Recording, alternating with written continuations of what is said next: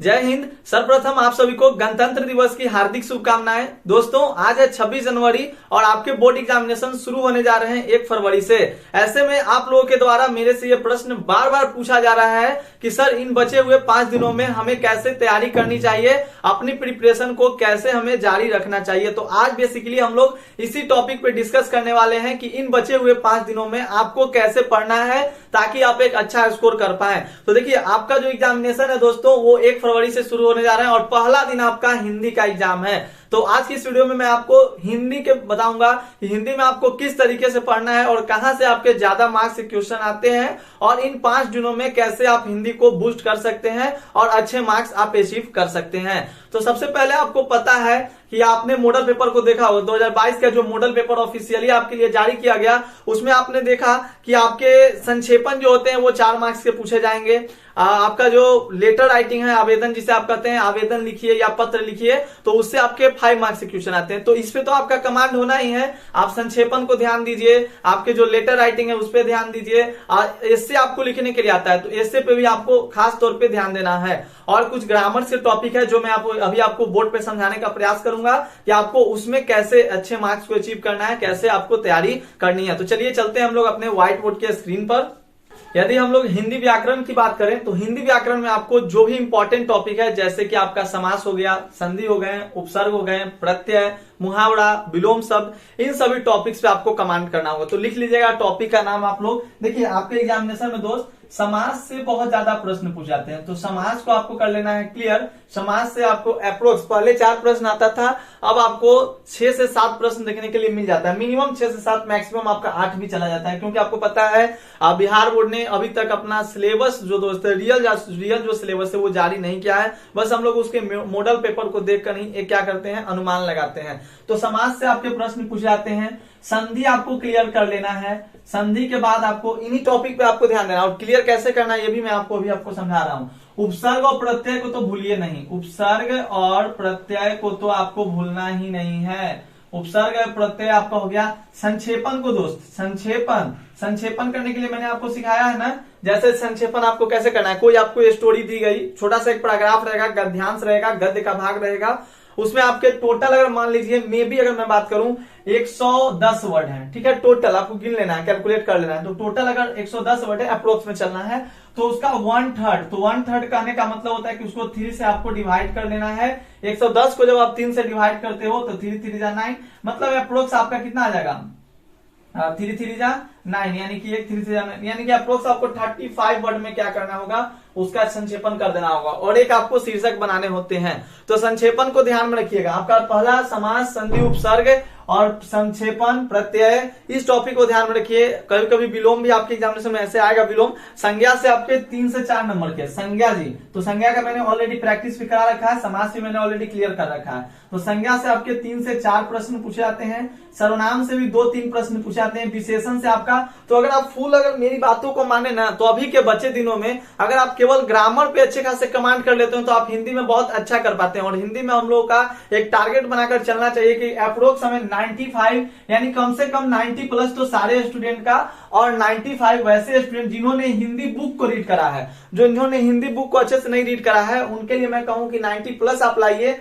और जो लोगों ने हिंदी बुक को अच्छे से रीड करा है उनके लिए कह रहा हूं कि आप 95 प्लस स्कोर कीजिए। कैसे, वो मैं अभी आपको बताता हूं। देखिए जो लोग बुक नहीं पढ़े हैं दोस्त, तो 10 नंबर के आपके क्वेश्चन आंसर पूछे जाते हैं, ठीक है, 10 नंबर का प्रश्न उत्तर। तो मान लीजिए अभी तक आपने कुछ भी हिंदी का बुक नहीं पढ़ा है, ठीक है, तो उस 10 नंबर को हम अभी तिलांजलि देते हैं, उस 10 नंबर को अभी हम छोड़ते हैं, फिर हम बताएंगे कैसे उसको करना है कंप्लीट। आप क्या कीजिए, जैसे बातचीत चैप्टर हुआ तो बातचीत चैप्टर को पढ़ लीजिए, 4-5 चैप्टर पढ़ लीजिए जो आपके कंटिन्यूअसली प्रीवियस में पूछे गए हैं। 2022 में आपका एग्जाम है, 2021 और 2020 में जो भी पूछा गया समरी उसको आप पढ़ लीजिए, ठीक है, आपका बिल्कुल मैच कर जाएगा। तो 2020 और 2022 का, 2021 का आप समरी पढ़ लीजिए, जो भी पूछा गया है वो आपके हो जाएंगे, या मॉडल पेपर में जो दिया गया है वो, क्योंकि ऑप्शंस बहुत सारे रहते हैं। अगर आपने कुछ भी पढ़ लिया उसके बारे में तो आप वहां पे लिख सकते हो, क्योंकि सिंपल सी बात मैं बताता हूँ, कोई कितना भी ब्रिलियंट स्टूडेंट हो ना, पूरा कहानी रट के भी जाएगा तो वो पूरा एक्सप्लेन तो अच्छे से नहीं कर पाएगा। तो उतना तो आप भी कर सकते हो। भाई आपने कभी नहीं पढ़ा है, ठीक है, हिंदी बुक को, लेकिन फिर भी आप एक्सप्लेन कर सकते हो। ये 10 नंबर का जो क्वेश्चन आंसर रहता है उसको अभी हम लोग छोड़ते हैं और बात करते हैं कि आपके एमसीक्यू कैसे सोल्व होंगे, ये बहुत ज्यादा प्रॉब्लम है। तो आपने सेंटअप एग्जामिनेशन का पैटर्न देखा होगा, सेंटअप जो एग्जाम हुआ या आपने जो मॉडल पेपर जारी किया गया, दोस्तों आपने क्या देखा कि जो भी आपका बुक है तो बुक के जो राइटर का नेम है, राइटर का नेम नहीं बल्कि राइटर के बारे में इतना ज्यादा एमसीक्यू भरा पड़ा है राइटर से। क्यों? क्योंकि देखिए जो बोर्ड वाले होते हैं उनको नए नए क्वेश्चन सेट करने हैं भाई, हिंदी और इंग्लिश में कुछ तो नए क्वेश्चन उनको देने हैं। तो नया क्वेश्चन सेट करने के चक्कर में वो लोग क्या करते हैं, पूरा बुक को तो रीड नहीं कर पाते हैं।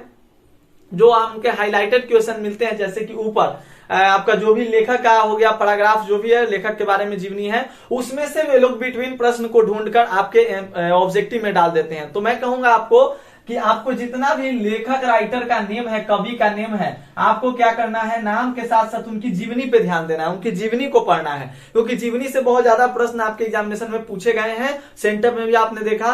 तो मेरा मुख्य मकसद है, अगर आप ऑब्जेक्टिव में अच्छा करना चाहते हैं तो पहले तो इन सभी टॉपिक्स पे आपको कमांड करना होगा। और भी आपके टॉपिक्स है, जैसे विलोम शब्द हो गया, मुहावरे हो गए, अनेक शब्द के लिए एक शब्द हो गया, पदबंध हो गया, इन सभी पे आपको ध्यान देना होगा। और यहाँ पर आपको बुक में जनरली आपको क्या करना होगा, लेखक राइटर कवि के बारे में आपको उसके बारे में उनको पढ़ लेना होगा। तो आप ऑब्जेक्टिव में अच्छा कर पाएंगे, एकदम आराम से आप 50 में 50 ऑब्जेक्टिव सही कर पाएंगे। ठीक है, अब विशेषण, संज्ञा, सर्वनाम ये सब तो क्लियर है, बचपन से आपने पढ़ रखा है।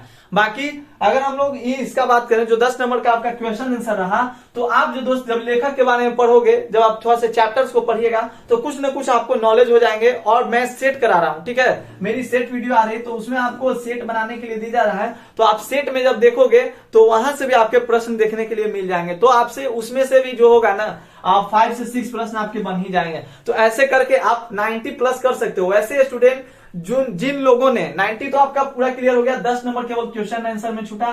तो क्वेश्चन आंसर को कैसे करना है ये मैंने आपको बताया। तो अभी से आप लग जाइए, मैं यही आपको कहना चाहूंगा। उपसर्ग, प्रत्यय, संधि, समास, इन सबको पूरा चाट जाइए। और चाटना कैसे है दोस्त, तो उसको रीडिंग नहीं देना है, बल्कि आपको प्रैक्टिस करना है। आपको खोल लेना है, आपने जो भी खरीदा हो, मान लीजिए आपने टारगेट का खरीदा हो, गोल्डन का खरीदा हो, पासपोर्ट, जिस चीज का आपने खरीदा है, तो आपको क्या करना है, उसको ओपन कर लेना है। ओपन करने के बाद कॉपी लेना है और ऐसे 1 का बी होगा, 2 का सी होगा, 4 का डी होगा, 5 का ए होगा, 6 का बी होगा, 7 का डी होगा। ऐसे आपको करना है, वो नहीं कि आप केवल उसको लेकर बनाते गए, वैसा नहीं करना है। क्वेश्चन आंसर की भी तो आपको प्रैक्टिस करनी है उसकी। संक्षेपण भी आपको करना है, तो संक्षेपण का जितना हो सके आप 4-5 संक्षेपण का प्रैक्टिस कर लीजिए, आप आसानी से एग्जाम में कर पाएंगे। एस्से राइटिंग है, आप एस्से राइटिंग का भी प्रैक्टिस कर लो। और जो आपके ये पत्र लेखन है, आवेदन लेखन है, इसका भी आपको प्रैक्टिस करना होगा। अगर आपने इतना करा दोस्त, तो मैं कहता हूं आप 5 दिनों में पूरी अच्छी हिंदी की तैयारी कर पाएंगे। हिंदी की तैयारी आपकी पूरी अच्छे तरीके से 5 दिनों में हो जाएगी। तो बिल्कुल इतनी बातों को आप फॉलो कीजिए। आज है 26 जनवरी और आप क्या कीजिए, 28 जनवरी तक अपना जो भी ग्रामर का टॉपिक है, समास, संज्ञा, संधि, सर्वनाम, इसको आप क्लियर कर लीजिए। इसको आप ध्यान पूर्वक पढ़ लीजिए ताकि कहीं से कोई दिक्कत ना हो। और इसमें से आपके बहुत ज्यादा ऑब्जेक्टिव पूछे जाएंगे। आपने देखा होगा मॉडल सेट को, तो बहुत ज्यादा आपके ऑब्जेक्टिव प्रश्न यहां से आ रहे हैं दोस्त। तो यही मैं बताने के लिए आपको आया था कि हिंदी में आपको कैसे पढ़ना है, क्या कुछ करना है ताकि आप अच्छा कर पाए। तो ध्यान दीजिए पत्र लेखन पे, संक्षेपण पे, फिर से कर रहा हूं, आपको ध्यान देना होगा, कमांड करना होगा।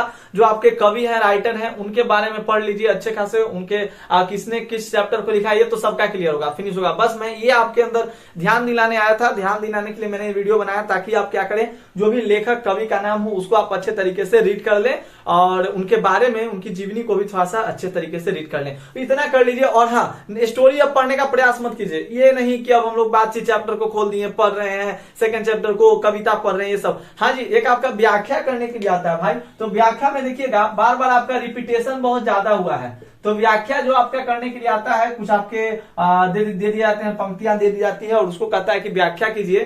तो उसको व्याख्या करने के लिए आपको सिंपली क्या करना है, 4-5 जो प्रीवियस में पूछे गए हैं ना, उनका प्रैक्टिस करना है। तो कुल मिलाकर मैंने यही आपको बात बताया कि ग्रामर पे आपको फुल कमांड करना है और जो प्रीवियस ईयर प्रश्न है उस पे कमांड कर लेना है। प्रीवियस ईयर का एमसीक्यू ज्यादा उतना नहीं, जो भी आपके हैं उन पे कमांड कर लीजिए, इसका प्रैक्टिस कर लीजिए, बिल्कुल अच्छा कर पाएंगे और आप बहुत अच्छा मार्क्स कर पाएंगे। बाकी जो अगर आप में कुछ कमी है, कोई टॉपिक अगर इसमें से नहीं समझ आता, आप बता दीजिए, अभी मैं उस पर वीडियो डायरेक्टली तुरंत बना दूंगा ताकि आपकी हेल्प करा जा सके। ठीक है दोस्तों, तो आज था 26 जनवरी। 26 जनवरी के शुभ अवसर पर मैंने हिंदी के बारे में बताया। अगले क्लास में, अगले वीडियो में मैं आपको और भी विषय 2 तारीख को जिसका एग्जाम है उसके बारे में बताऊंगा कि कैसे आपको इसकी तैयारी करनी है। ठीक है, तो वीडियो समझ में आई तो वीडियो को लाइक कीजिएगा, चैनल पर नए हुए चैनल को सब्सक्राइब कर लीजिएगा और इस वीडियो को अपने दोस्तों के साथ शेयर जरूर कीजिएगा। धन्यवाद, मिलते हैं अगले क्लास में।